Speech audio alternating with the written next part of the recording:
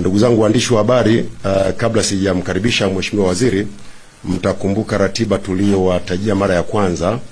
Tulisema kwamba mikutano yetu itaendelea kesho. Tutakuwa na waziri wa madini Mheshimiwa Anton Mavunde, lakini kesho kutwa ilikuwa tuwe na waziri wa elimu, sayansi na teknolojia Mheshimiwa Profesa Adolf Mkenda.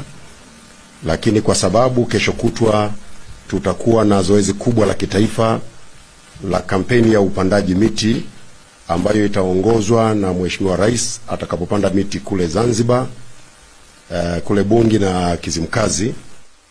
Tumeona kwa kesho kutwa tusiwe na mkutano wa waheshimiwa mawaziri. Badala yake tutakuwa sote tumeungana kutangaza kampeni hii.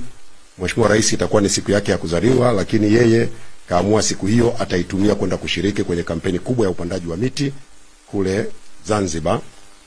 Na nawaombeni waandishi wa habari, kwa pamoja kwa kalamu zetu tushirikiane kuitangaza siku hii kwa nguvu zote, ili kila Mtanzania siku hiyo apange kupanda mti angalau mmoja.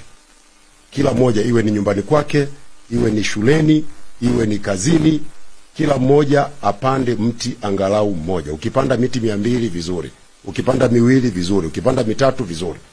Lakini siku hiyo hatutakuwa na mkutano wa waziri na waandishi wa habari. Badala yake mkutano huu wa waziri wa elimu, sayansi na teknolojia Mheshimiwa Profesa Adolf Mkenda, mbunge, utafanyika tarehe 3 ya mwezi wa pili.